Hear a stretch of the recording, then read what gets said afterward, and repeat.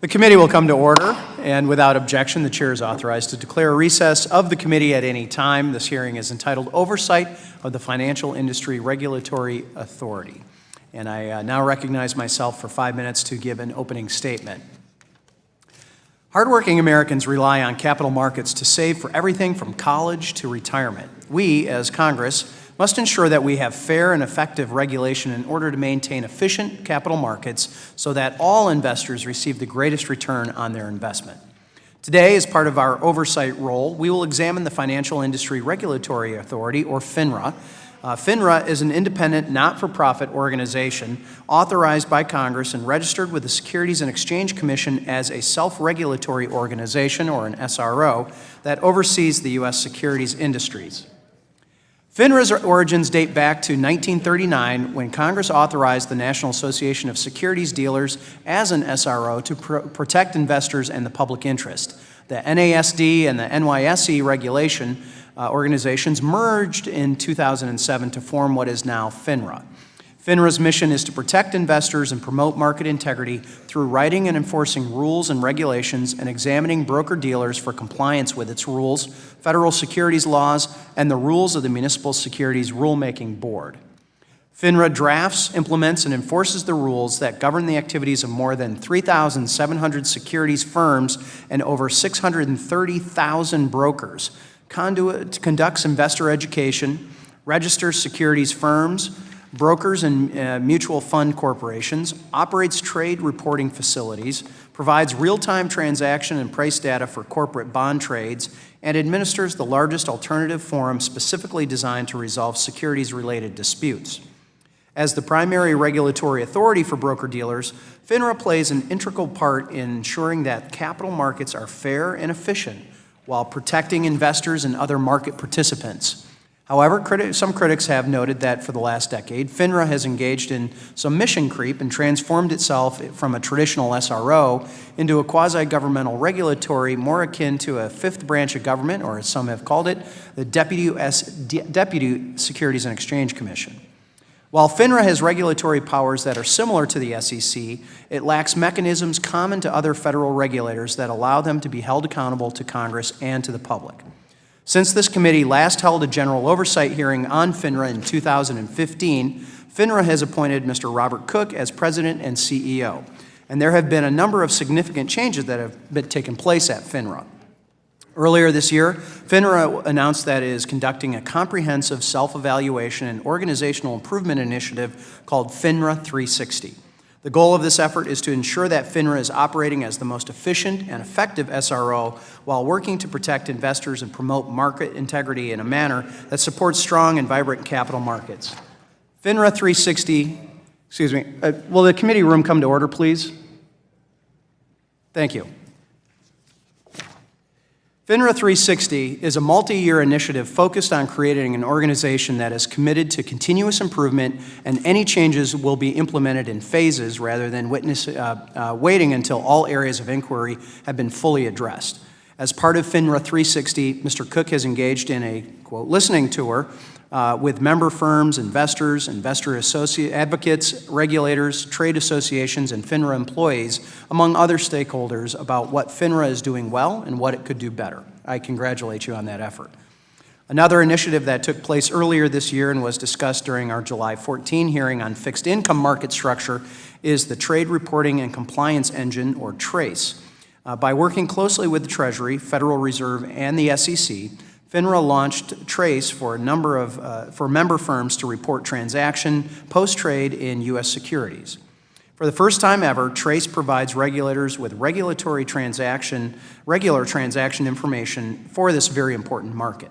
Today, we welcome the testimony of Mr. Cook, which will give us an opportunity to examine the work that FINRA is doing to streamline and improve its operations, so to as better serve of the broker-dealer community and its customers while ensuring market integrity and facilitating vibrant capital markets.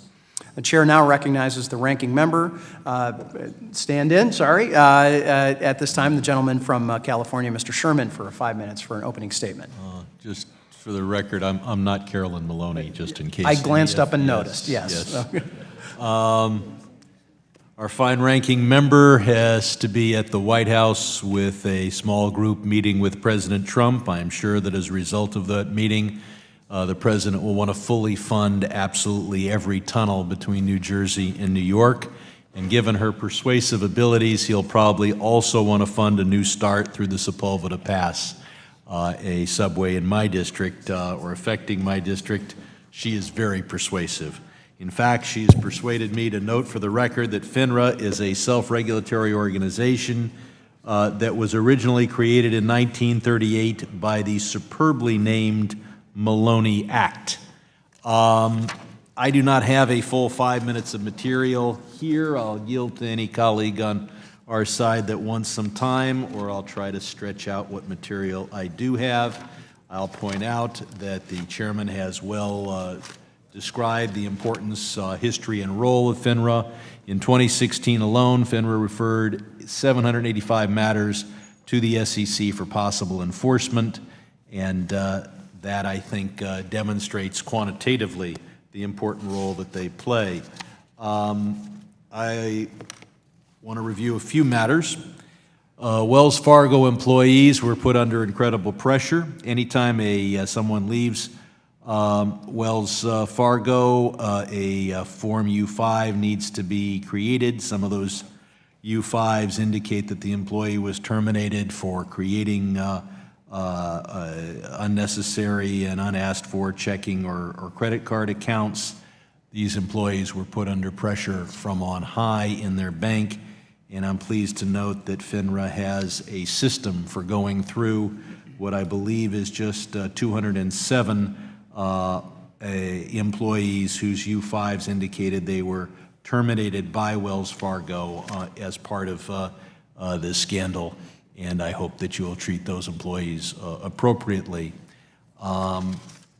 I would point out that investment companies need to pay processing fees that pay for the delivery of shareholder reports and proxy materials through accounts held by brokers.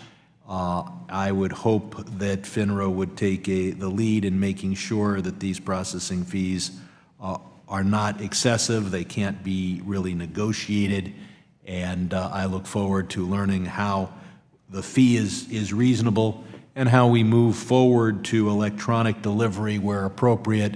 The best way to reduce the fees and costs is to reduce the amount of work that needs to be done. I would point out that Finra retains monies collected in fines.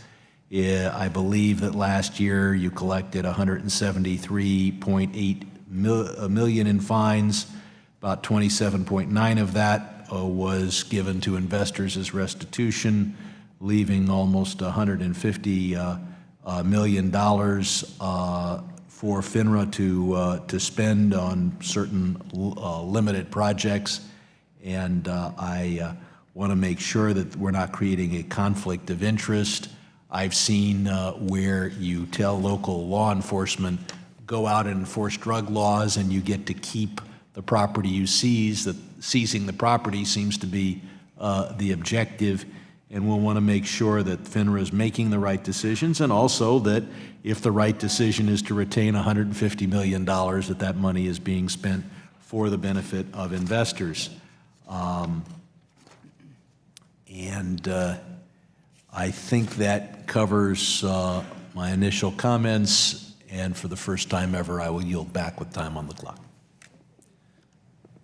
Duly noted.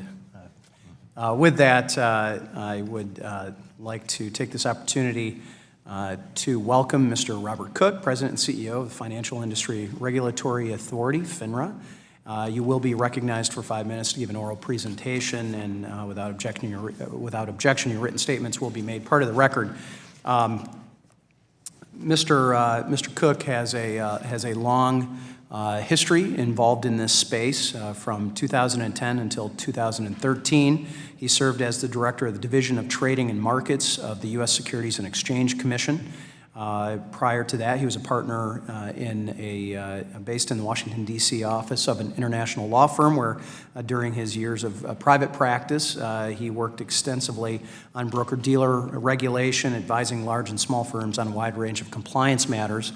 Mr. Cook earned his J.D. from Harvard Law School in 1992, has a Master's of Science in Industrial Relations and Personal Management from the London School of Economics in 1989, and an A.B. in Social Studies from Harvard College in 1988. With that, Mr. Cook, we welcome you here. We thank you for your time, your patience.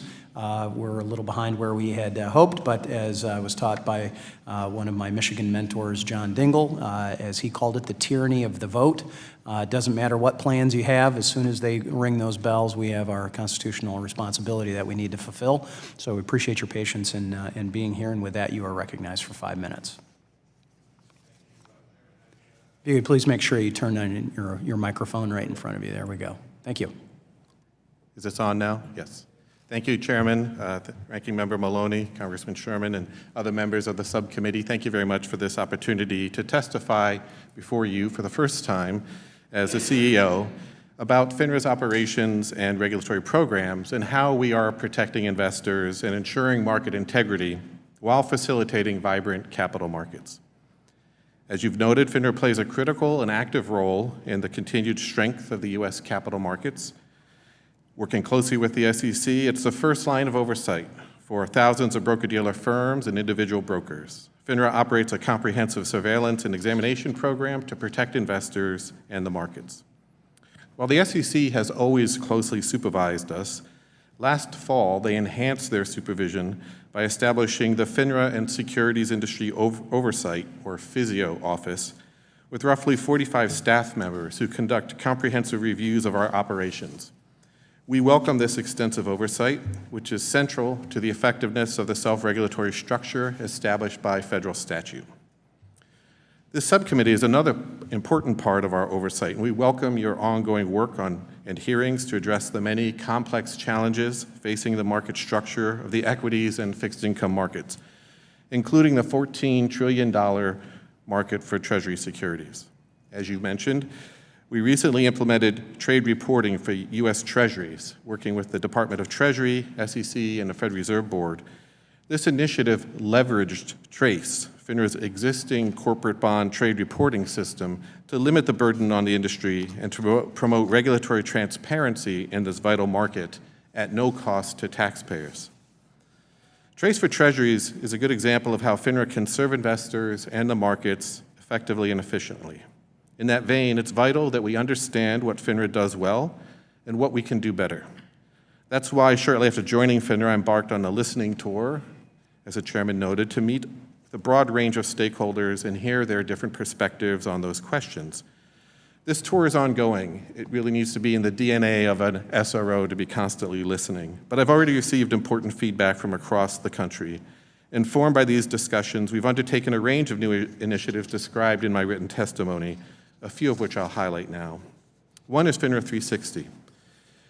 This year's FINRA's 10th anniversary, and with that, I introduced FINRA 360 as a multi-year initiative designed to take a fresh look at our operations and to determine how we could be more efficient and effective as a regulator. One of our first actions was to issue a request for comment on how we engage with our member firms, investors, and other stakeholders. We received many helpful comments and are in the process of identifying changes that will help us to be a better SRO.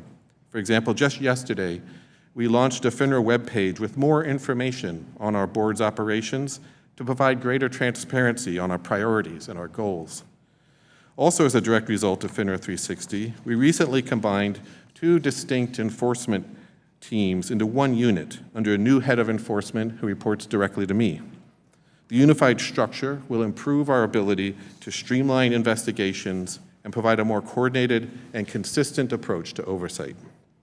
Other results from FINRA 360 include planning the first ever publication of common examination findings to educate firms and facilitate compliance, identifying additional compliance tools and resources that FINRA can provide to assist smaller firms, and launching an innovation outreach initiative to help FINRA better understand fintech and to help firms that wish to use fintech.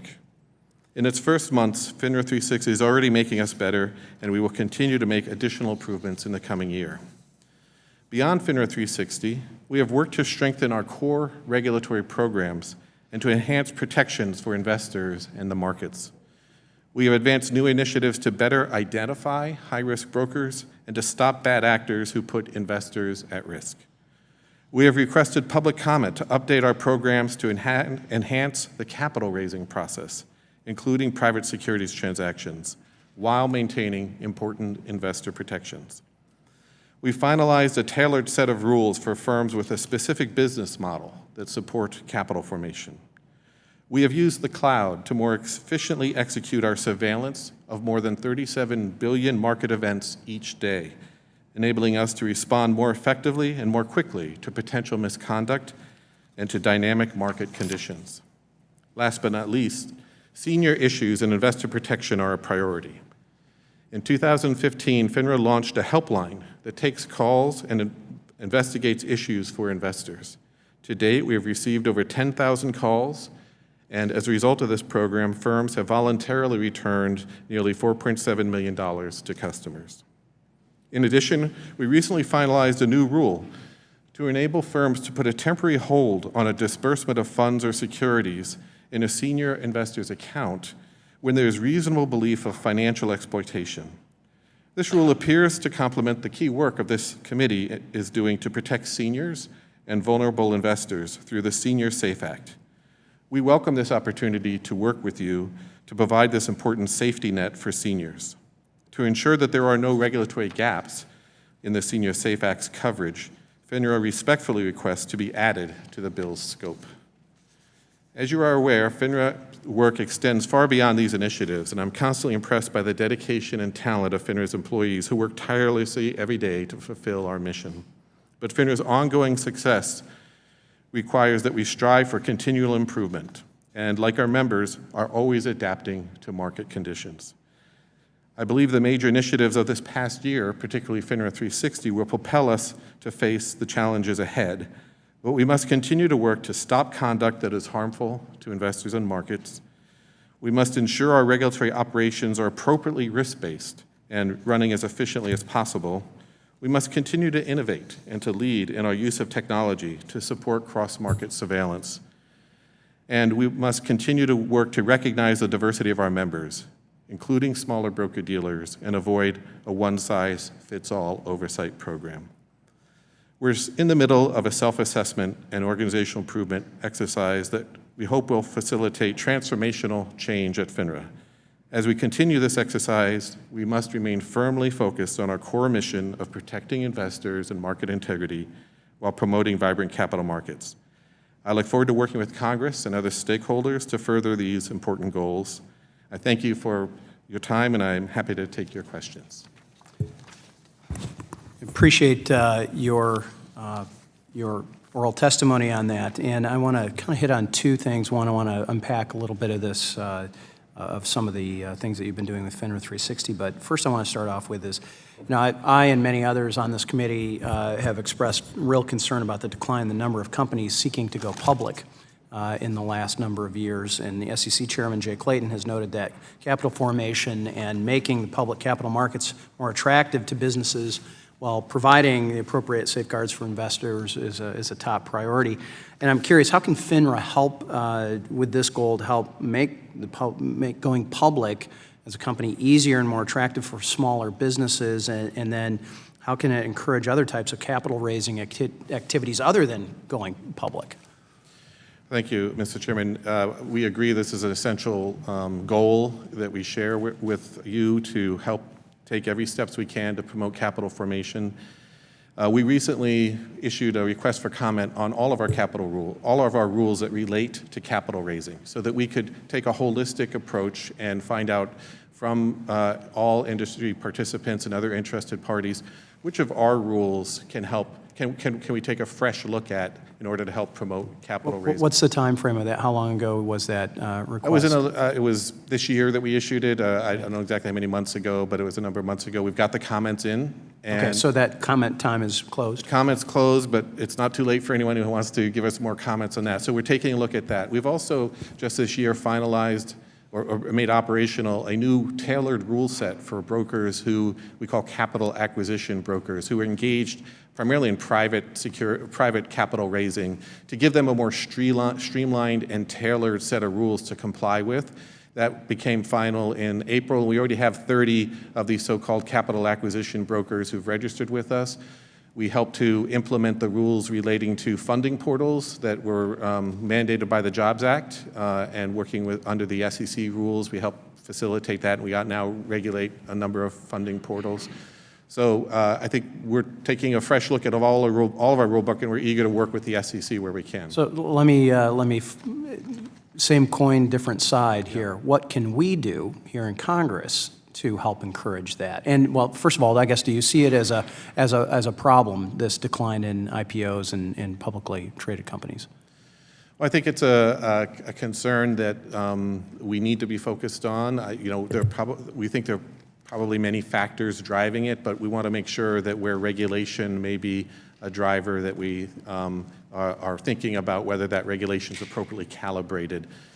You know, when I talk to folks in the industry, things I hear about include, possibly raising some of the limits on the funding portals to allow them to be able to raise more money. That's one set of comments we got back. By the way, I should mention, on our comment period for the capital formation, a number of comments came in that actually don't relate to Finra rules, and more SEC rules or Congress. So we'd be happy to share with you the types of feedback we got from Let's that. call that Capital Markets 360. Yes. We're happy to do that. Okay, on your FINRA 360, you've been meeting with these stakeholders. Is there any kind of industry consensus on improvements that can be made at FINRA, and how do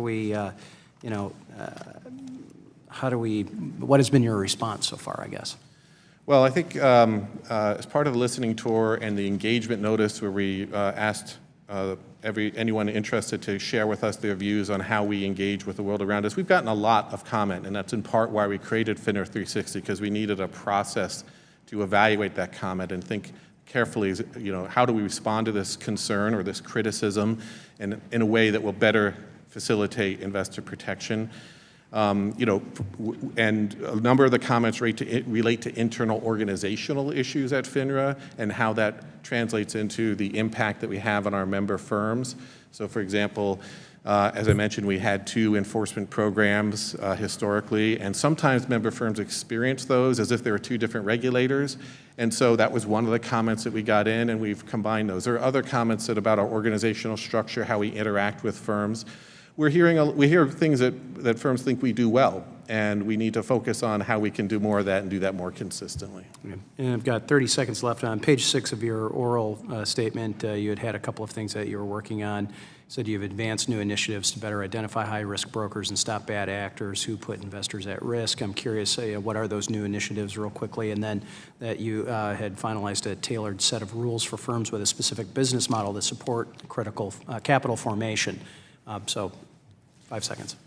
We've focusing on high-risk brokers is an integral part of our examination program. We attack that through multiple dimensions. The newest elements of it are we've created a specialized examination unit just to make sure we're using data and analytics carefully to identify high-risk brokers and to facilitate our examination and oversight of them.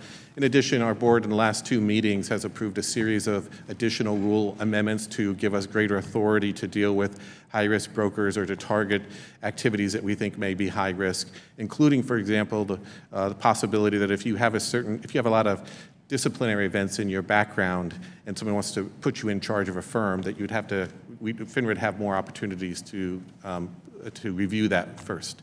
In the testimony you asked about the tailored rule set, that's really the capital acquisition brokers rule set that we went live in April of this year for those brokers who are primarily engaged in M&A transactions, private equity type transactions.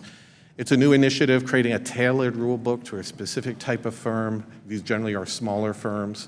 I think we're going to need to look at that and see whether we've gone far enough and whether there's more we can do. Thank you very much.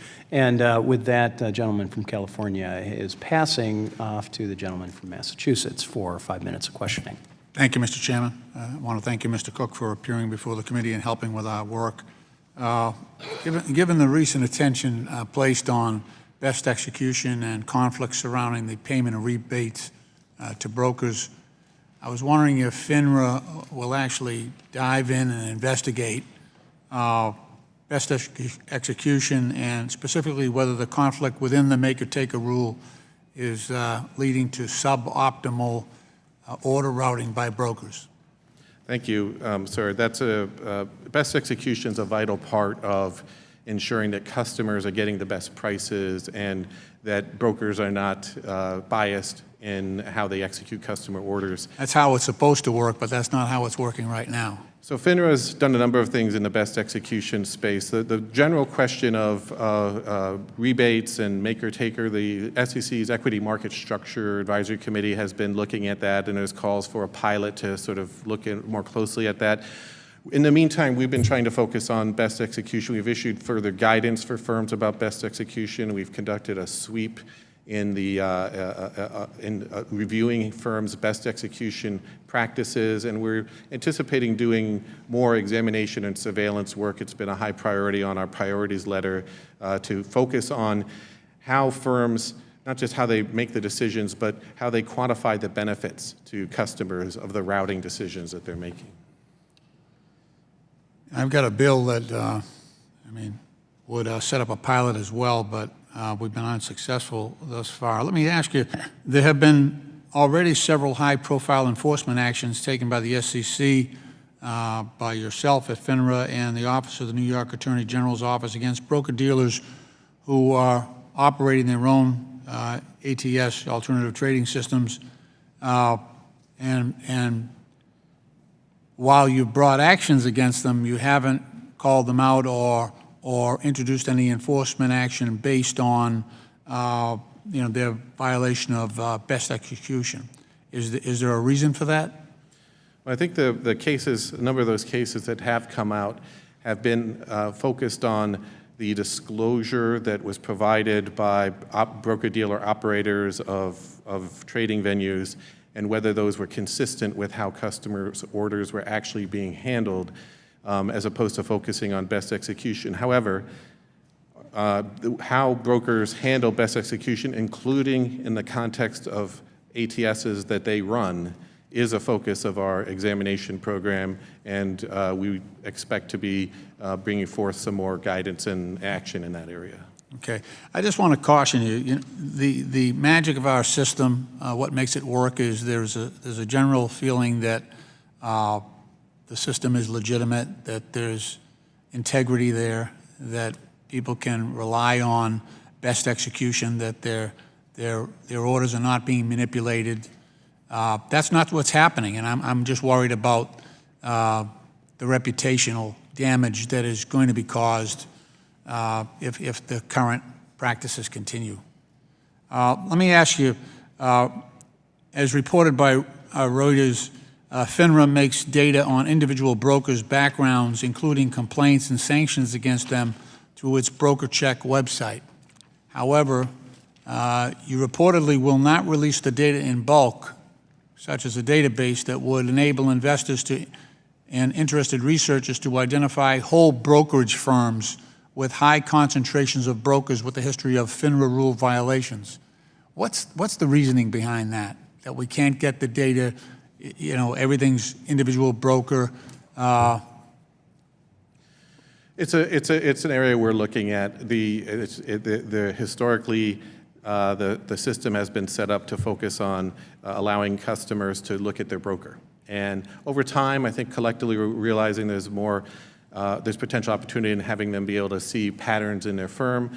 So we have changed our policy on allowing folks to scrape information from our website so that they can pull down that type of information. We're also looking at whether there are packages of data that we could make available to researchers and others to help facilitate. I just worry, my time's short here, but if I wanted to avoid a firm that was toxic and that was, had a large number of brokers who were violating your rules, I wouldn't be able to do that.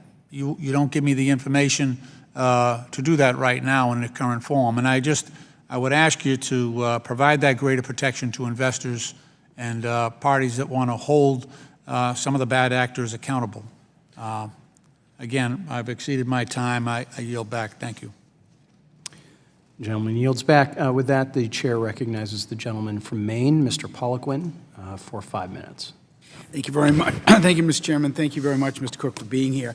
Mr. Cook, I represent the rural part of Maine. They're probably the most hardworking people you can ever find. We have about 3,000 miles of coastline and thousands of lakes and ponds and hundreds of miles of rivers. And we've effectively lost our industrial base over the years because of, frankly, poor public policy when it deals with taxes and regulations and other issues.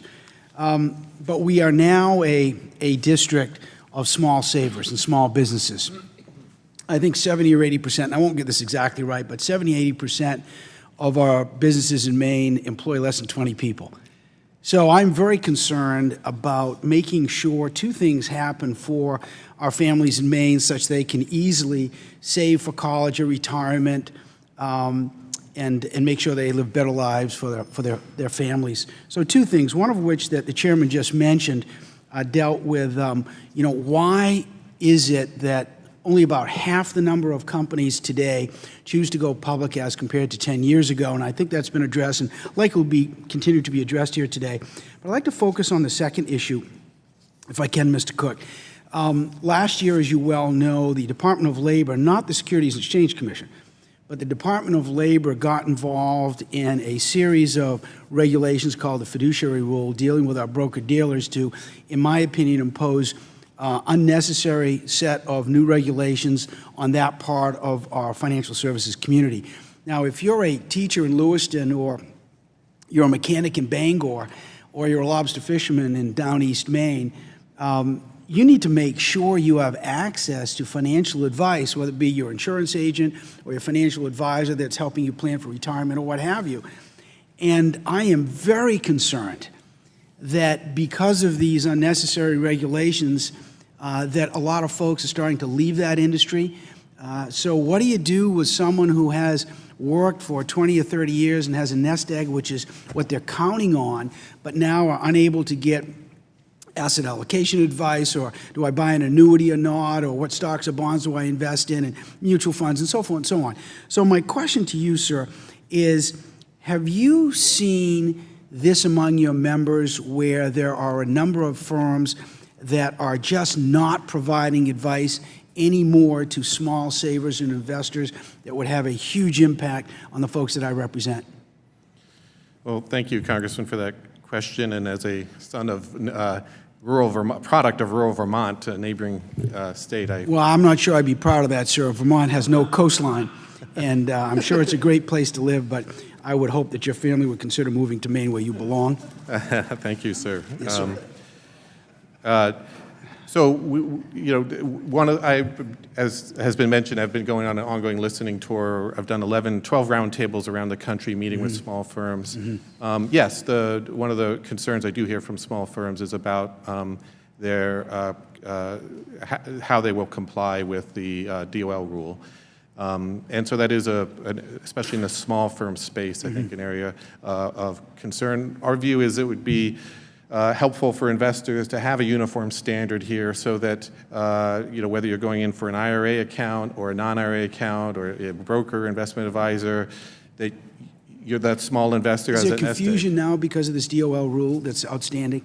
Excuse me? Is there confusion now among the broker-dealers in our industry because of this DOL rule that's... Frankly, I think it's because of the different standards that have developed up over time. We've got, even before the DOL rule, we got the broker rule, you got the advisor rule. They're just different. You need a law degree to even know what the open issues are. Tell us a little bit, if you don't mind, just the Finra activities, not those related to the fiduciary rule. What sort of regulations do you put in place? What sort of process do you have in place to make sure that your members' customers are treated fairly when it comes to conflict of interest? We have extensive rules that all of our members are subject to, suitability requirements or particular conflict of interest disclosure requirements they have to make. And so on top of that rule set, we also have a robust examination program So it's not just an honor code that they follow, but we come in and examine and surveil, followed by enforcement, and that includes everything related to suitability, to supervision, to conversion of customer funds. Do you find that your members sense this confusion, this additional confusion entered into your space, that the number of orphaned accounts, number of accounts that are no longer receiving good, sound financial advice has increased? I don't have a sense for numbers or really, I only have anecdotal views that I've heard. I can't really say how widespread any of this is.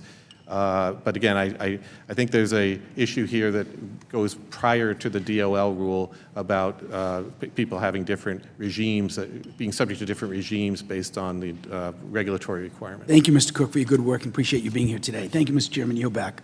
The gentleman's time has expired. With that, the chair recognizes the gentleman from California, Mr. Sherman, for 5 minutes. Thank you for being here, Mr. Cook. As I previewed in the opening statement, are you willing, or at least open to having Finra take over responsibility from the New York Stock Exchange for setting and overseeing the processing fees that funds pay for the delivery of shareholder reports and proxy materials to accounts held through brokers?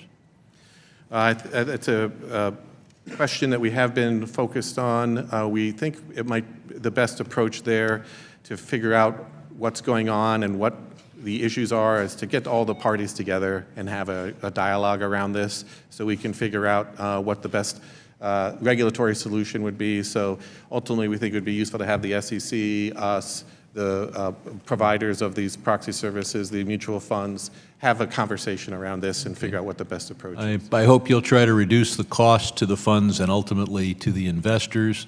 One way to do that is to have a regulated fee that is as low as it can be. Another is to go to the SEC or to Congress and identify those reports that should be delivered electronically rather than through mail. Rule 2232 is going to require dealers to begin reporting to their retail customers the amount of markup or markdown on most secondary transactions and corporate bonds. The rule changes are going to take effect May of next year. However, many dealers subject to the rule are concerned about meeting the deadline, in part because there's no turnkey vendor with compliance solutions that's available today.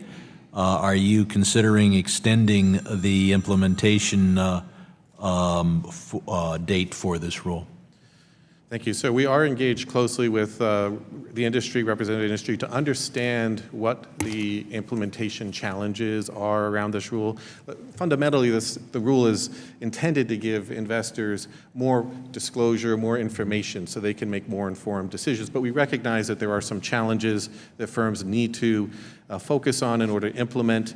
We've been coordinating closely with the MSRB, which has a parallel rule, and in conversations with the SEC, we've issued some guidance that we think will be helpful, but we're looking at whether there may be more guidance that we could provide, including based on whether a vendor concept develops that would help firms in that with the operational aspects. Thank you. In my opening statement, I talked about the 173 plus million you receive in fines.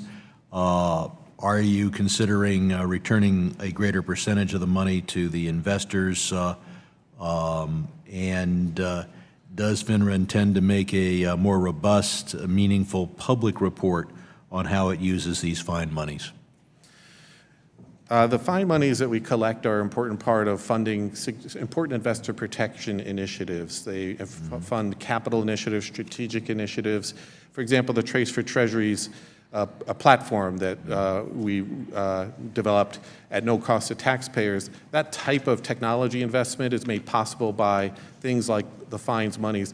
The fines go up and down every year. Last year was a large year, but to the extent that there's value in us providing more insight into how we're using the fine monies, I'm very open to. I would hope that you would furnish this committee with and the public with a report. It's not exactly taxpayer money, but it's money collected in fines. All the other fines are imposed by government, and we think of it as government money, although not collected from taxpayers. And when any government agency is spending money that's come into the government's hands, we usually, Congress usually likes to get a pretty good report. You've got a system where you're going to be, you've got the consolidated audit trail. You're going to have personally identifiable information, including Social Security numbers, addresses, dates of birth. What is Finra doing to protect this information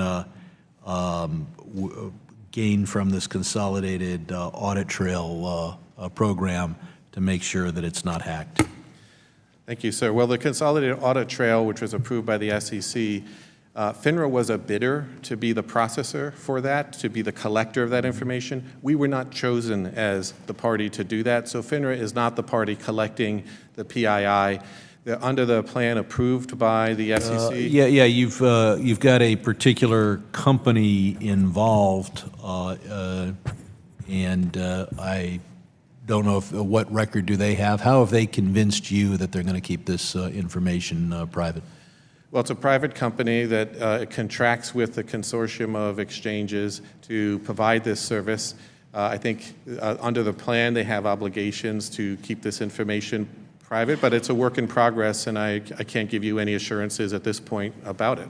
Well, you don't want to be back here explaining why 1 million investors have had their public information. No, I don't. It's not a Finra program, though, and Finra is 5% of the voting committee that runs this. So I do think it's a good question for this committee, but it's not a You're Finra. 5% of the committee, I'm 0% of the committee. Please don't come back here to tell us. We all why. share that interest. Thank you, sir. Yeah.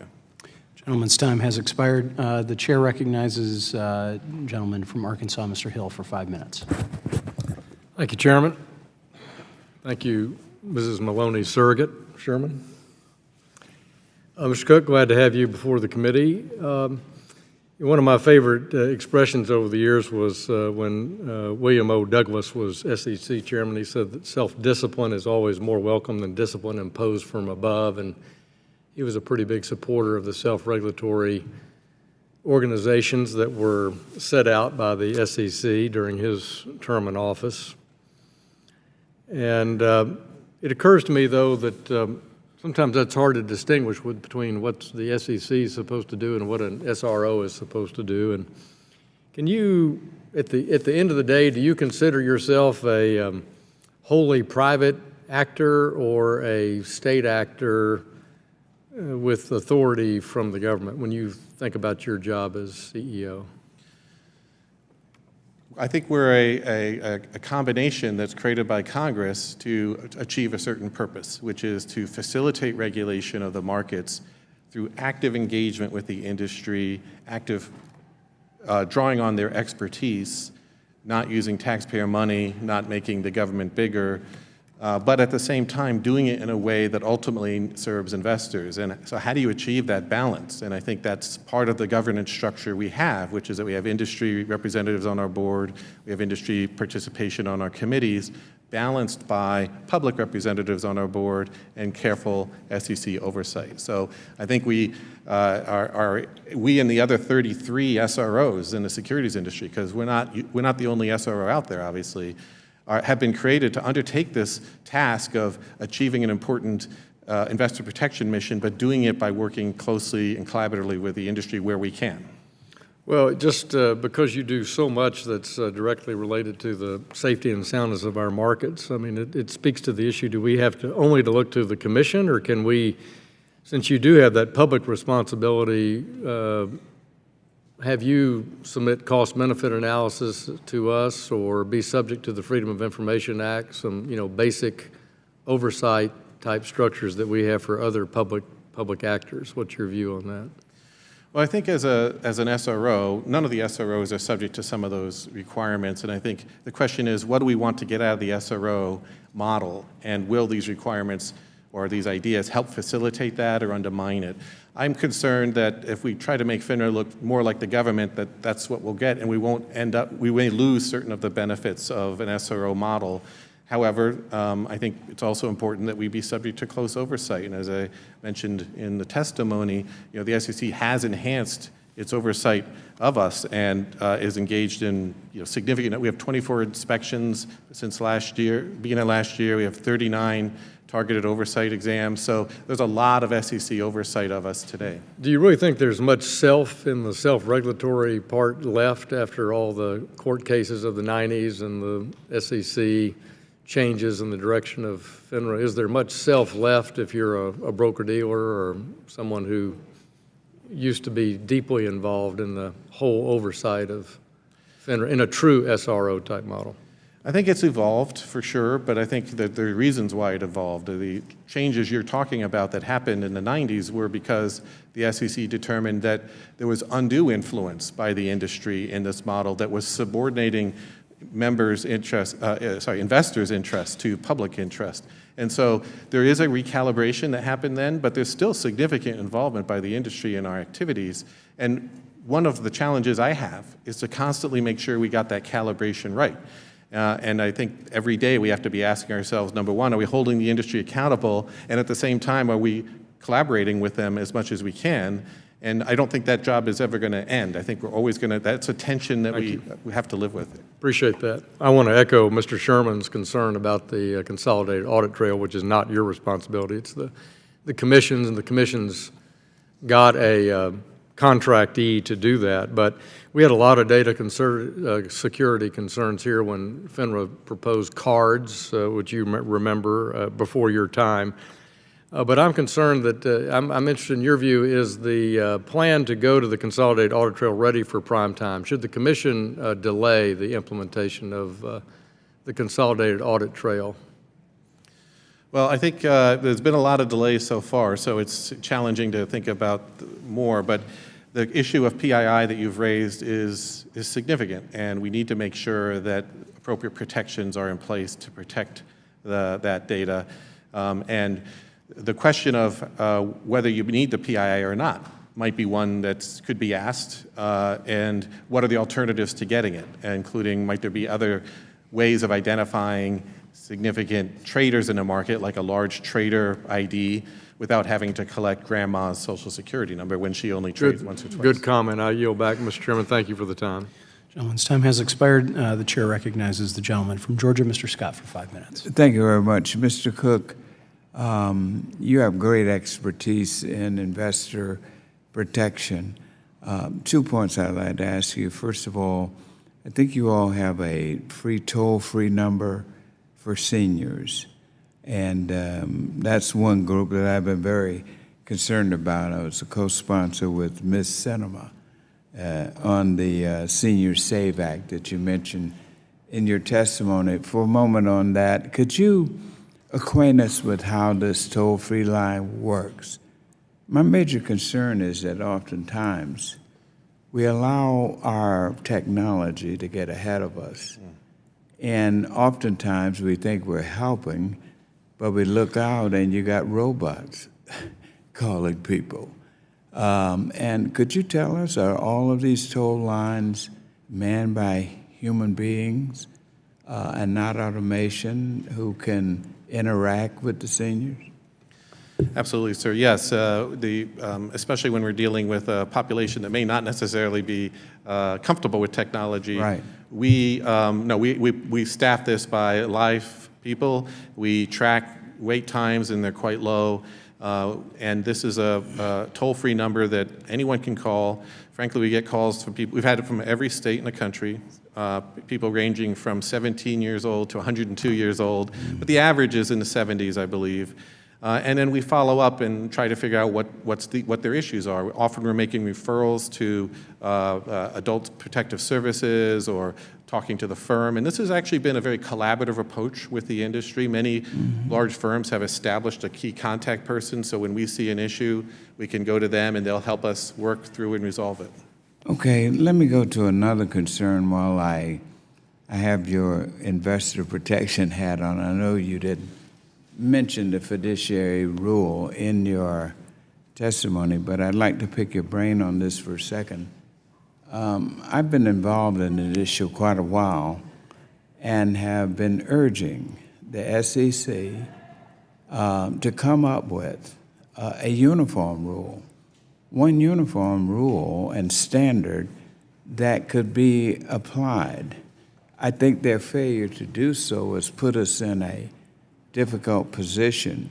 So now you got the Department of Labor, you got the SEC, and to some degree, even Treasury, with all of these other rules. So could you walk us through all the different varying standards, DOL versus the SEC, and I don't know if Treasury is coming up by that, and tell us how this complication is making it even more difficult in terms of protection. Could you share how significant and how important it is for us to get a uniform standard? Well, first of all, let me say we support a uniform standard as well. We think that would be most helpful and frankly understandable by investors. And we're willing to work with all the relevant agencies to help support that. Today, I believe you have essentially three different standards. You have the ERISA fiduciary standard, to the extent that you're dealing with a qualified retirement account subject to ERISA. You have the broker-dealer standard, which involves Finra oversight, compliance with Finra rules, suitability, and a whole range of other requirements. And then you have the investment advisor fiduciary duty arising under the federal securities laws. Each one of these was developed in a different context. And for an investor, my mother's a retired investor living on a small nest egg. I couldn't begin to, her account is with a broker. I not even want to try to explain to her, how these different rules might impact her in different ways. It's very complicated. Yeah, what do you think it's going to take to get that harmonization? And what do you predict the level of confusion's escalation will be for our failure as a Financial Services Committee? Our committee has that jurisdiction to hammer into these agencies. They got to harmonize. They got to come up with something. What do you think it's going to take to get that to happen? Well, I'm not sure. I think there's an opportunity now, in some ways that maybe hasn't existed before. I think there's an opportunity because I often hear from our member firms that they really want to see something happen here and want to promote a uniform standard because they're the ones on the business end of it, so to speak. They have to explain to customers the different standards that they might be subject to. And so I think that, and the SEC has opened up a comment file to address this issue. I think there's an opportunity for the SEC and DOL to work together on this, and we would offer to be as constructive as we can be. I agree with you, and we're going to work towards that goal. Thank you. Gentlemen's time has expired. With that, the chair recognizes the vice chair of the committee, Mr. Holkren from Illinois, for 5 minutes. Mr. Cook, good to see you. Thank you very much for being here. Appreciate your work at Finra.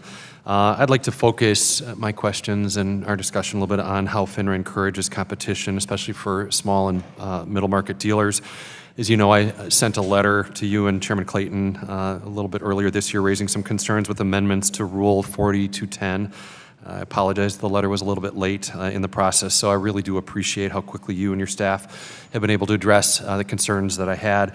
I understand FINRA recently hosted some roundtables that also included stakeholders that have raised concerns with Rule 4210 amendments. I wondered, how do you plan to work with broker-dealers as they implement these rules?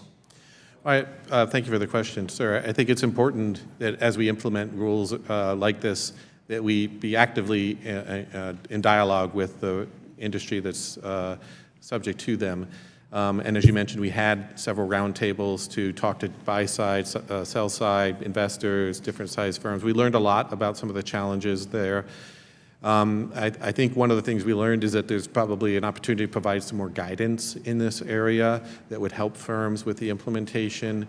And so that's something we're thinking about. This particular rule that you're referring to, the margin requirement, right, it did come about because of concerns that these long-dated transactions historically weren't margined. So there's sort of market risk and investor protection concerns driving this initiative. But we also want to make sure we're trying to implement it in a balanced way.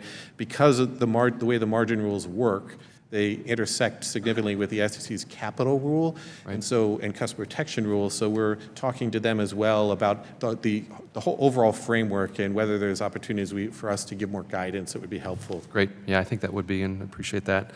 Since the creation of Finra back in 2007, I know there's been a 23% reduction in the amount of Finra registered broker-dealer members. Similarly, from 2009 through 2016, the ranks of broker-dealers registered with MSRB fell by 26%. This trend means less competition amongst dealers, fewer daily liquidity providers, and fewer options for U.S. investors and issuers. By many accounts, increased regulatory burdens have played a significant role in broker-dealer industry consolidation. How does Finra assess its rule proposals and current rule book to ensure that its rules are not creating an unnecessary burden on broker-dealer competition, especially the smaller broker-dealers? And wondered, can this process be improved given the rate of industry consolidation? Thank you, sir. Yes, well, I think on the numbers you mentioned, there has been a decline in number of brokers. The number of registered reps has more or less stayed the same, which implies maybe there's consolidation going on. One thing I think it's also important to note that as compared to some other industries, we actually have new brokers, new firms coming in every year. Like last year we had 120 new broker-dealers come in. We just had more leaving, and that's where the concern arises. It's been going, that story has been the case for the last 15 years. So I think we need to be cognizant of the impact of our rules on small firms. We need to think about how we can tailor the rule book to the small firm. That was the capital acquisition broker rule book is a good example of how to address that. Engaging careful economic analysis where we take into account the impact of the small firm. In dialogue with our small firm advisory board, which looks at every rule that goes up to our board. I think those, and then also thinking about what tools we can provide to small firms to help them comply. I think this is a differentiating feature of an SRO, is that we can and do spend significant resources to try to deliver to our firms tools to help them comply with the rules, whether it's report cards, checklists, online resources. So I think those are all things we need to pursue. And I think you hinted at this, but the board of directors, Finra board of directors, specifically the small firm governors, do have an active role in that process. You're hearing from them, is that right? Do you feel like their voice is heard enough to address maybe some of the concerns here? We have elected small firm governors on our board, which has to approve all of our rules. And then we also have a special advisory board of small firms. I actually just met with them this morning who look at our rule proposals. I think we have to ask ourselves, what more can we do to make sure we're hearing that perspective? A few seconds I have left. As part of Finra's recent 360 review, several comment letters urged Finra to adopt a more rigorous regulatory cost-benefit analysis process, including a required retrospective review of Finra rules. What processes could Finra consider adopting to look back at rules that have been adopted to ensure that the economic assumptions that supported the rulemaking were reasonable and accurate? We believe retrospective rule reviews are essential. We've actually been on the leading edge of this in terms of SROs, both in terms of adopting a stated framework for doing an economic analysis and a stated framework for how we will go back and look at our rules from time to time. We actually have several rules that are in the process already or have gone, are at various stages of going through retrospective rule review. Can we do more? I think that's an area I'm very interested in and beefing up the ability to support that through our chief economist. Great. Thanks, Mr. Cook. I yield back. Gentleman's time has expired. The chair recognizes the gentleman from Connecticut, Mr. Himes, for 5 minutes. Thank you, Mr. Chairman, and welcome, Mr. Cook. It's good to see you again, and I say again because in a year that will not be named, we as sophomores started the social studies program together, and when I have more than 5 minutes, we can have a conversation reflecting on our careers as to whether we learned any marketable skills in that program. That would be an interesting conversation. But I want to talk with you about something that we've corresponded about, which is the remarkable consistency of IPO gross spread pricing. And just to remind you, I know you've looked at my letter of July 15th, 2016. I was very active in promoting and writing and passing the Jobs Act. And the whole premise of the Jobs Act was that Sarbanes-Oxley regulation imposed somewhere between $1 and $3 million in compliance costs for young companies at a time when that was very, very real money for them. And I sort of noted, having done a fair number of IPOs myself, that a 7% gross spread on an average IPO of $100 million in size is $7 million. So, you know, that's significant money as well. And you know, the remarkable consistency of 7% gross spreads in IPO at least raises questions of whether there is truly a competitive market and whether perhaps our young companies are being asked to bear the cost of a product that is not being priced competitively. You were kind enough to respond to me in a letter of January 19th, 2017, in which you said that you were interested, and you also said that in light of the recent enactment of the Jobs Act and the SEC rules thereunder, you want to take a look at this subsequent to the Jobs Act. It wasn't clear to me exactly how the provisions of the Jobs Act would have an effect on IPO gross spreads. And in fact, maybe I'm wrong, and if it was a competitive market, maybe it would have. There have been about 1,000 IPOs since the Jobs Act passed, and I can fill in the blank for you here. The median IPO gross spread for IPOs between $50 and $200 million in size, pre-Jobs Act, was 7.00%. There have been 1,000 IPOs since there. The median IPO gross spread since the passage of the Jobs Act is 7.00%. The mean has changed from pre-Jobs Act of 6.94% to 6.96%. So we're seeing that remarkable consistency, yet even after the Jobs Act. My question for you, and I highlight that because I really think we need to sort of dig into what's happening here, and I've been careful not to say that it's clear one way or another, but this is real money to our young companies. In the analysis that you provided to me, you basically said there's two competing explanations for this. One is that there is collusive pricing behavior. The other one is that flat pricing of gross spreads can represent an efficient contractual solution for issuers and underwriters by reducing the dimensionality of the contract, and that it simplifies negotiations between the issuer and the underwriter. I candidly don't understand any of that. So can you help me with how that would be consistent with the competitive market, explanatory of consistent 7% gross spreads? Well, thank you, sir, for your continued interest in this, and we are interested in working with you on this. We appreciate the opportunity to have our chief economist talk with your staff about it. That phrase, efficient contracting, isn't one we made up, obviously. It's derived from the literature, the academic literature. And I think on your point about the whether there's, I mean, you've had direct experience in the capital raising process, so I'm not going to pretend to be able to address your firsthand knowledge of it. But I think in terms of your question about how, you know, what has been the impact of the Jobs Act and whether the data shows an impact or not, I would defer to our economists to help advise on whether there's been enough time for the Jobs Act to have a meaningful effect. But that's, and in respect to that, I think our letter said we agree with the SEC because that was their position, I believe, in the response to you that the Jobs Act may not have enough. That all said, sir, we're happy to engage with you on this. One of the things we feel we're missing in terms of our ability to follow up on this is having access to all the relevant parties, the issuers in particular, and there's some very sophisticated issuers, sponsors who routinely engage in from private equity transactions in IPOs, to talk to some of them about what is it going on? Do they feel they have opportunity to negotiate?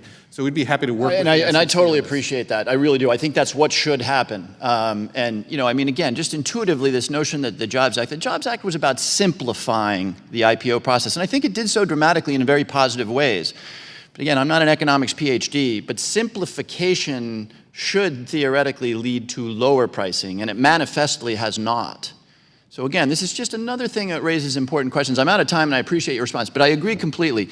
This is the moment to bring in players and to look at the data and find out what's happening. Again, I've been very careful not to level accusations here, simply to raise the possibility and to ask that this be looked at. And I'll put this into a letter, but I'd be grateful for some follow-up on this point. I appreciate that. Just to point out again that to do that, we think we need to partner with the SEC because they're the ones who have the more access to the other relevant parties. I'll talk to them too. Thank you, and thank you, Mr. Chairman. Gentleman's time has expired. Gentleman from Minnesota, Mr. Emmer, is recognized.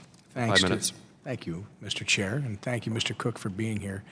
So I want to talk a little bit about the Finra 360 program that you're doing. You talked when you started today about generally doing these listening sessions and trying to get feedback, and you started this program that's going to be ongoing to get feedback from your members. The comment period closed a while back. Can you give us an idea, how many comments did you get when you started asking for their feedback about how you're doing, how Finra is doing, what they expect? Thank you, sir. So we got a comment through a special notice we issued on our engagement programs and how we engage with our members and with the public, our committee structure, our rulemaking process. So we got a number of written comments on that. I don't remember the exact number. I'm happy to get that to you. But in addition, through the listening tour and other informal interactions we've had with our members, we've also gotten a lot of feedback. And so we're really treating it, whether it's in the comment file or not, and the comment file is not closed. If anyone, we're still willing to take comment from folks about Sure. how we can improve our operation. Has it been, would you say, on a balance sheet, overwhelmingly positive? Has it been overwhelmingly negative? What have you been getting?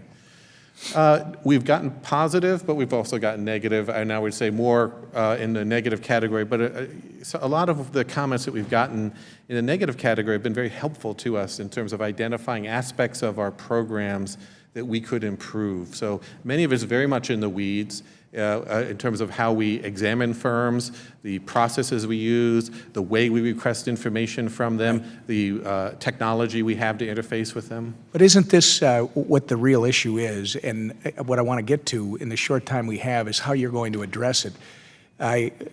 Mr. Hill earlier was asking questions about whether you feel you're more of a government-type entity or you're more of a private entity, and he was kind of touching on the edges when it came to disclosures, transparency. What do you think you're responsible for? I think he mentioned the Freedom of Information Act, and you responded with no SRO is subject to the Freedom of Information Act or those requirements. But isn't that the big complaint? The biggest complaint and my concern is there is no transparency. The membership doesn't know how you're making these decisions. You're supposed to be accountable to the SEC, and you said that there have been some enhancements. But how much accountability is there when there's no publicity of the actual board meetings, what's being discussed, where board members are? How are you going to address those problems, or do you not see them as valid concerns?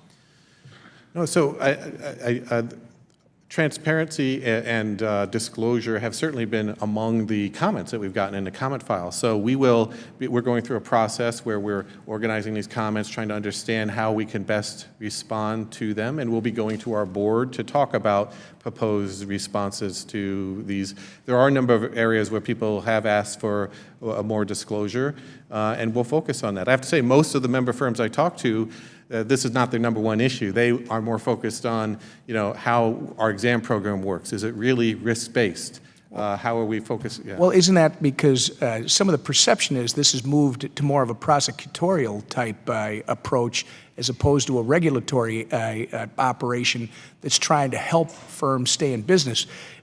Again, the time's going to run out, but you got $1.6 billion that you're holding in reserve at the end of last year. Why?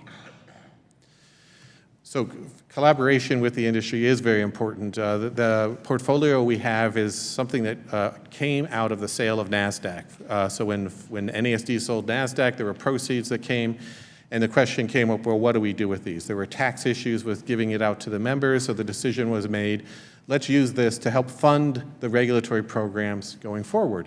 And, for example, we haven't raised fees in 5 years. But if I can interrupt, and I'm sorry, but you've got what have been, the accusation is your people are paid well above what folks in similar positions would. I think I saw a number, 7 of your top executives get $1 million a year. Several of them are at $900,000. One with incentives and everything else did $2.7 million. Which doesn't seem to be in line with some of the other SROs that are doing similar functions. How do we get more transparency about how you're making these decisions, where this money's going, what it's being used for, and why the fees, the fines, et cetera? How do we get more transparency? Because it seems that the SRO model, as you referred to it in the beginning, it looked like something different, and now it's grown into something that looks to me a lot more like a government agency that uses its heavy hand to extract fines, and with the interest, this balance you're talking about of trying to protect the marketplace, but it doesn't it's not giving me the confidence because there isn't this transparency. And I see my time's run out, but maybe we can continue this conversation so I can understand better what you're trying to do to I'd be happy to create that. continue the conversation. I think you raised important points, and we certainly, this is really why we have FINRA 360, is to take a look at some of these questions. You know, and we've enhanced the website disclosure around our board, for example, just yesterday. There are steps we can take to help advance transparency, and we'd be happy to talk with you about what you're hearing and what you think. Gentleman's time has expired. Thank you. Thank you very much. Gentleman from New York, Mr. Meeks is recognized for 5 minutes. Thank you, Mr. Chairman. And Mr. Cook, thank you for being here. I think this is your first time being before our August committee, so welcome aboard. Let me ask you just a couple of questions, and this might have initially predated you, but I'm sure you know about in 2015, the Dispute Resolution Task Force recommended that FINRA gather data on race and gender of its current mediators in order to determine whether FINRA's diversity efforts were making a meaningful change. And I think it was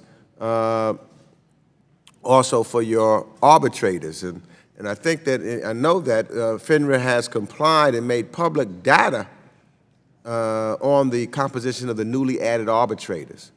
But we did not, and I have not seen anything in regards to the mediators as was recommended by the task force. So I was wondering whether you've gathered similar data on race and gender of your current mediators pursuant to the recommendations of the Dispute Resolution Task Force.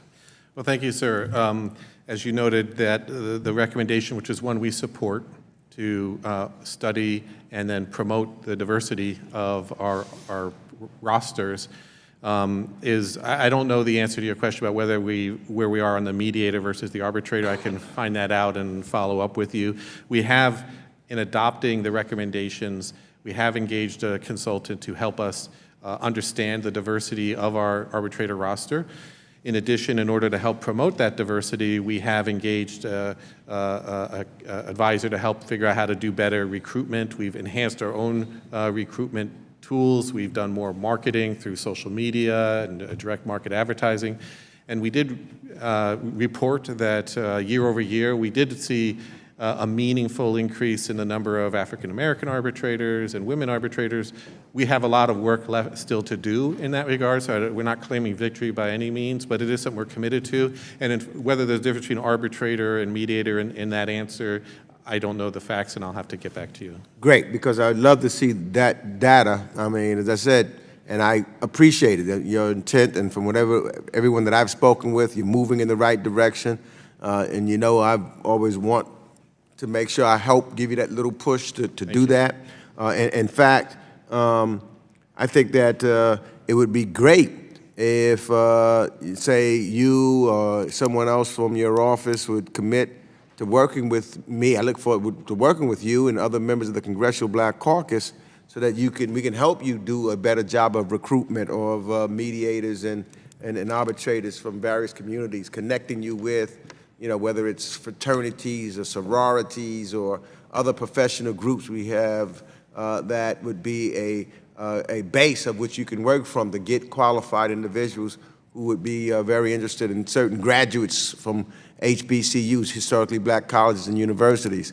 So maybe we should continue to have dialogue and conversation in that regards, and we can figure out how we can work closer together to make that happen, because I know of a lot of individuals that are looking for that opportunity. We'd welcome that opportunity. You know, one of the diversity and inclusion is, even aside from the arbitration program, we have a significant commitment to it at FINRA. And in part, you know, we want to help promote it in the industry as well. We host an annual diversity conference to bring industry participants in to talk about best practices and how we can better ensure that the industry represents the diversity of the investors that we're serving. And so we'd welcome the opportunity to work with you further on that. That's fantastic. In fact, I can think of, and maybe we can invite you to some functions that we're having where there would be the appropriate crowd, because we do that a number of times, and whether you or someone that you designate could come and talk about what FINRA, what you're doing and what the opportunities are, because I think that would make a great welcome that opportunity, sir. Thank you. Thank you. We appreciate you, and I yield back the balance of my time. Gentleman from New York yields back. The gentleman from Ohio, Mr. Davison, is recognized for 5 minutes. Thank you, Mr. Chairman. Thank you, Mr. Cook, for coming here and talking with us today. I want to talk to you a little bit about the Consolidated Audit Trail. That's supposed to launch in November of 2018. In your opinion, is that on track? Actually, initial reporting is starting on November of this year. And again, Finra is not the processor for this audit trail. A private company was selected to do that. They're doing it by contract with a consortium of exchanges. I think it's still a work in progress, and whether the targets will be met or not, I don't know. Once that's in place, will it replace OATS and electronic blue sheets? It has the potential to certainly the goal is, once we have the consolidated audit trail, is that the existing audit trails would go away. Blue sheets, there's going to be more of a transition period because the CAT information, we'll have it as of the date of the CAP, but sometimes we need to go and get information from a year ago or 2 years ago. So over time, though, this will help us replace the blue sheet and reduce the burdens on. There'll be some overlap. What's your path to the overlap going away? Well, in terms of the existing audit trail systems that we run versus the consolidated audit trail, we have a rule filing pending with the SEC to lay out a plan for how this would happen. And basically, the goal is to make sure that we have the new information in the consolidated audit trail with sufficient data integrity and reliability so that we could phase out the old information, the old audit trails. So have you put together a migration path yet? There would be a set of criteria set up to ensure to determine whether there's sufficient quality of reporting and data integrity of the reporting to rely on the new system so that we could then unwind the old system. So there would be a threshold, there would need to be a certain thresholds met in terms of reliability of the new system. So, and when you say thresholds met, of the consolidated audit trail? Yes, yes. So you have your own independent way that you're planning to assess whether the consolidated audit trail is working? Well, it has to do with whether the reporting is of sufficient accuracy. Our experience, and because we operate Audit Trail now, is that when you roll out a new system, there's a lot of work that has to go in. The compliance goes down in terms of compliance rates go down. And so we need to make sure that the data reporting coming in is of sufficient quality that we can then let the old system go. Okay, well, I'm glad to hear that you anticipate a path where there won't be duplication of effort. No, absolutely. The goal is to roll off the old platform. And the last question I have is related to cybersecurity for broker-dealers. What's your assessment of the present situation? I'm sorry, I missed what? Cybersecurity? How do you feel firms are doing? You guys oversee a fair number? Yes, well, this is an area that we all need to be focused on, and I think we've been focused on this in terms of our oversight and examination program. We've approached it a number of ways. We've issued a report to firms, made available to firms about best practices in this area. We've provided checklists so firms can help understand, we can help firms understand how they can develop robust systems. And then in our examination programs, we're working to help them identify potential flaws or gaps. We do see opportunities for improvement in certain areas, and we're working we would then identify those to the brokers involved. We're seeing a lot of brokers spend significant time, broker-dealers spend time on this and investment in it, but this is one of those areas where the work is never done. Okay, so there's some overlap on all the things that you talked about, and really to kind of go back, you'd like one standard for Fiduciary Rule, for example. But yet, as a regulatory body, you see the benefit of not having one standard. Why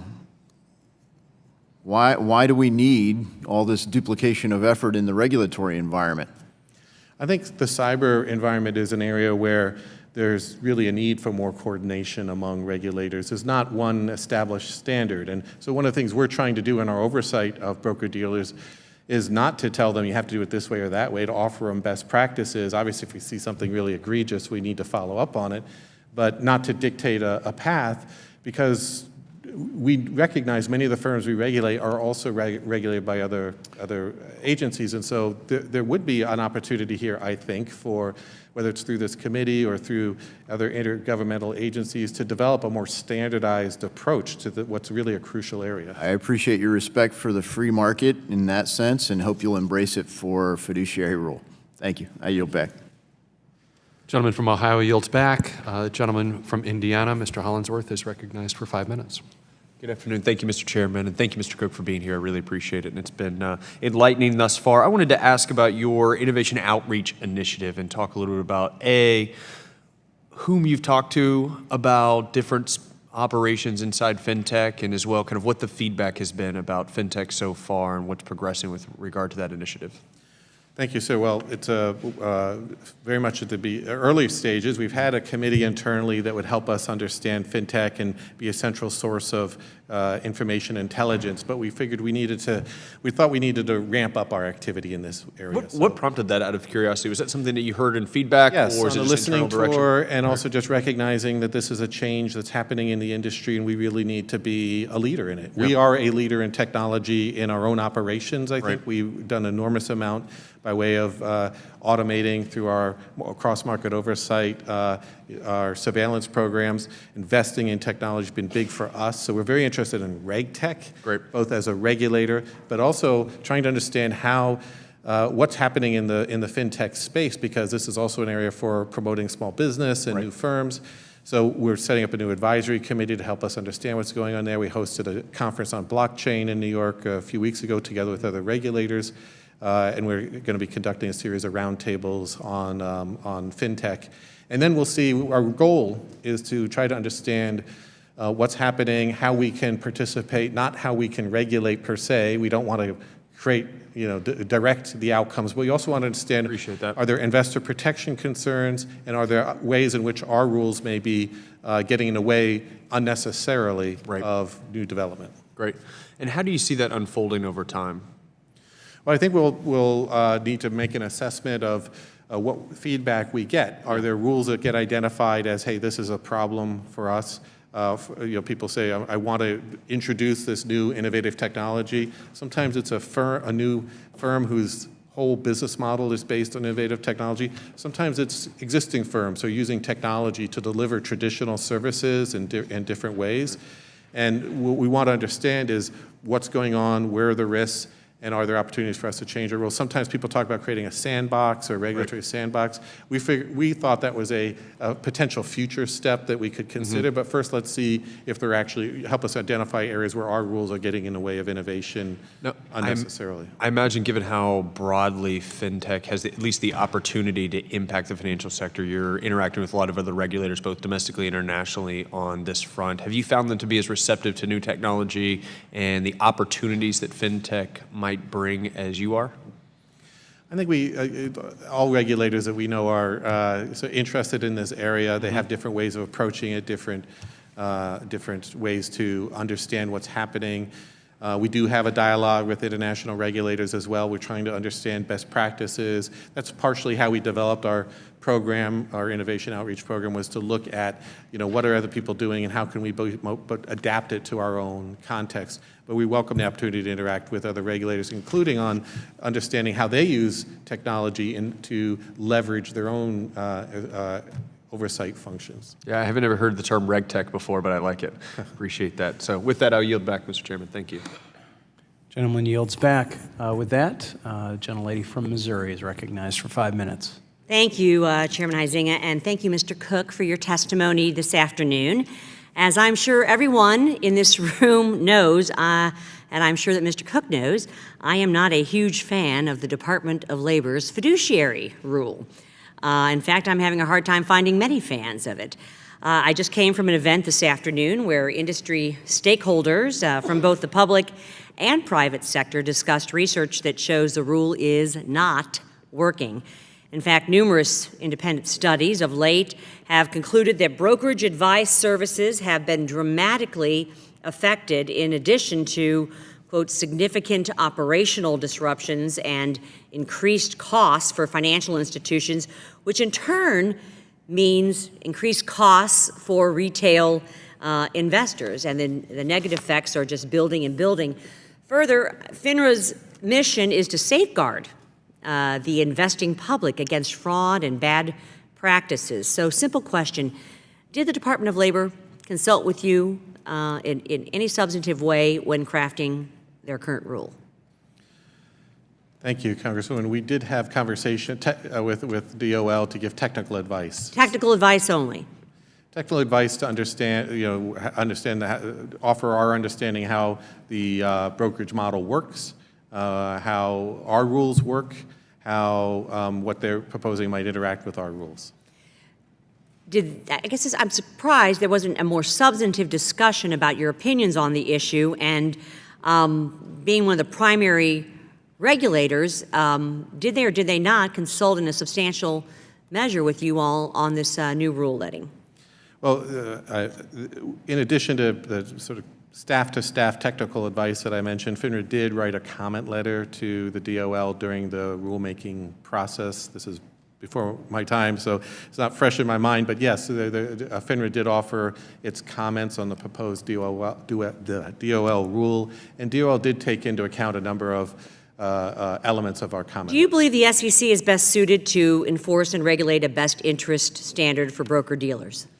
I think what's best is to have a uniform standard for broker-dealers across the different channels of advice, different ways of advice. And we currently don't have that, correct? We do not have a uniform standard, no. Yes or no, do you support the DOL's delaying full implementation of the Fiduciary Rule for 18 months as they continue to study the effects of the rule? I think their delay or not is a decision for them to make. I think what we would like to promote is an environment where there could be consultation between the SEC and the DOL, and we're happy to participate in that to help establish a uniform rule across the different types of investment advice. For broker-dealers specifically?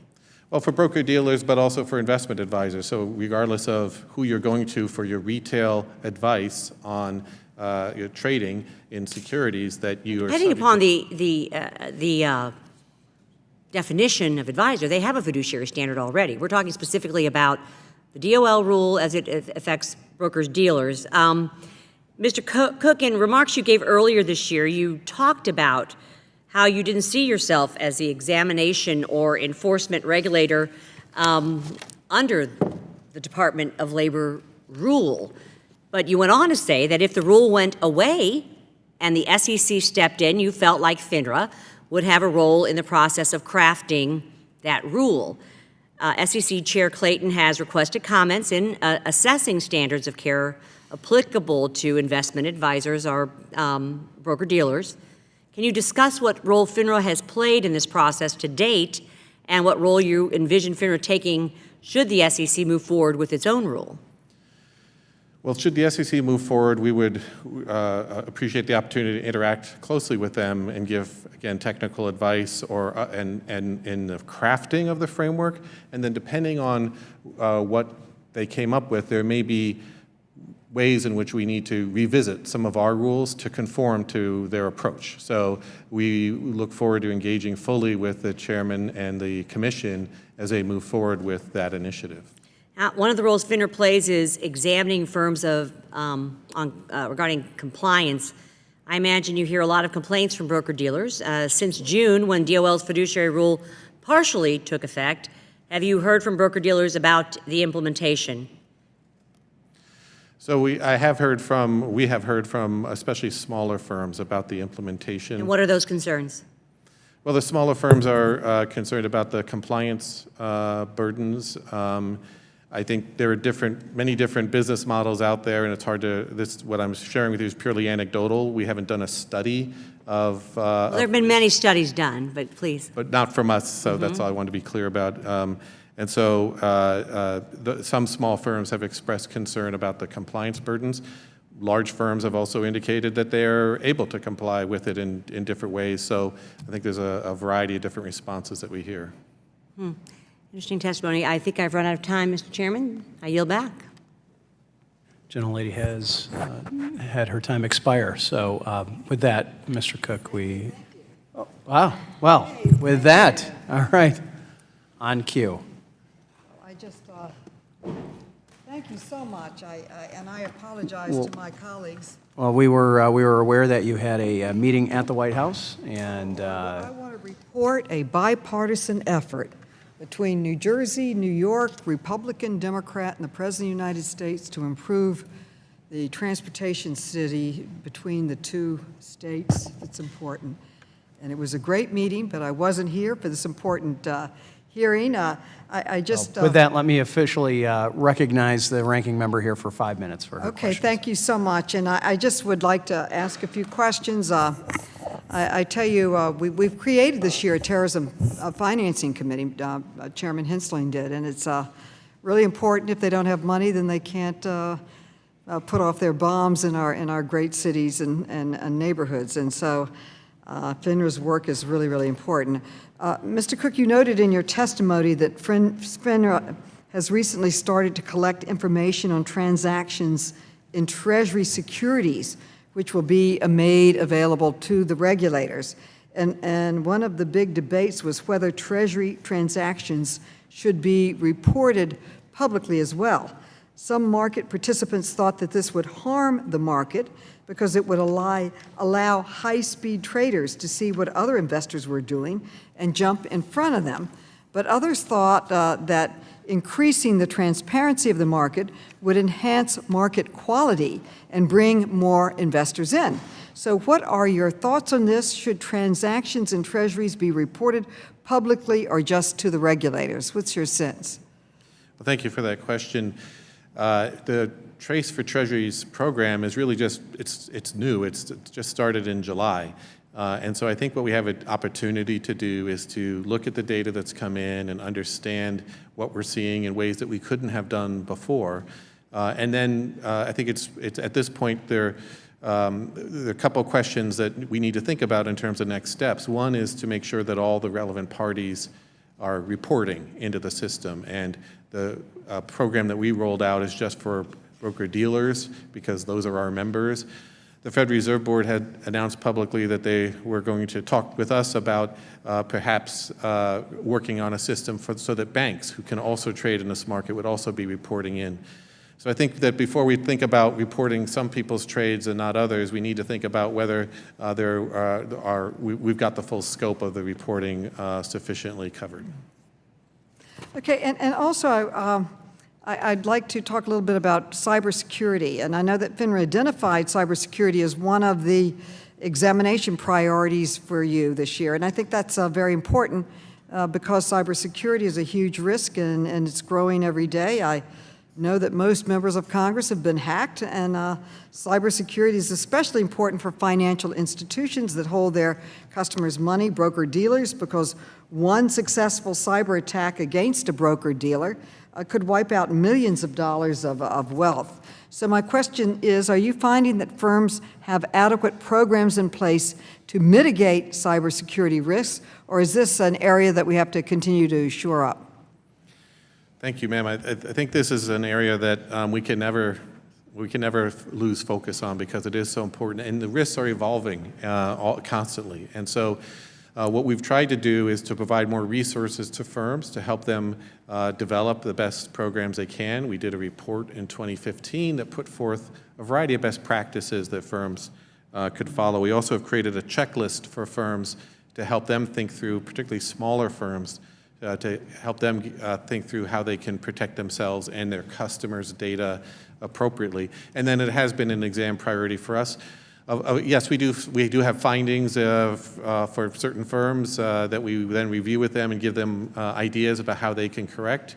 One of the things that, for example, we see sometimes is that the access by application developers to a live system may be not sufficiently controlled. So when we see these sorts of deficiencies, we work with the firm to help identify potential best practices that they could bring to bear on it. But it's an area that I think we continually need to focus on. And there's an opportunity, I think, for collectively, and this goes well beyond FINRA, to look across the financial services agencies to really define what are the standards that we need to apply. FINRA should not be making the standards in this area because there's so many other, by itself certainly, because there are so many other relevant regulators. And also, in your priorities for this year, you included a pilot examination program designed to determine the value of conducting targeted examinations of smaller firms which have not previously been subject to the review due to their small, low trading volumes. And could you help us by providing an update on the progress of this pilot program? Have you found that firms that haven't previously been examined present any special risks to customers? The pilot, which is still underway, so we're still drawing our conclusions from it, was focused on firms. Their trading activity is being collected and it is being surveilled as a whole. We also do exams on these firms, so I don't want there to be impression that this is the first time these firms would have had an examination. This is really focused on a particular type of examination that we historically have not done for them because their trading volume is so low. And the question was, do we have the thresholds right? We're trying to do a risk-based exam program. And so we're not, I think it's fair to say we're not finding significant issues here, but the pilot's still underway and we'll need to draw conclusions once it's... Thank you. My time has expired. Thank you. Gentlelady's time has expired. Mr. Cook, I want to say thank you for your time today.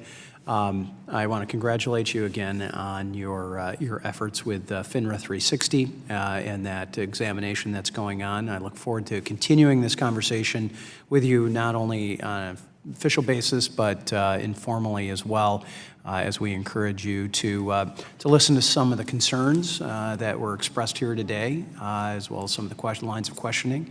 We'll look forward to continuing to work with you. And again, appreciate your patience on our timing.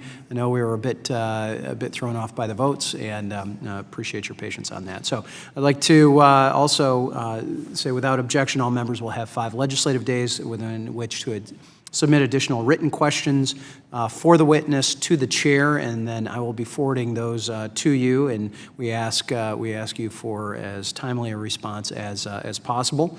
And without objection, all members will have 5 legislative days within which to submit extraneous materials to the chair for inclusion into the record. And with that, again, Mr. Cook, thank you, and Thank you, sir. this hearing is adjourned. Thank you.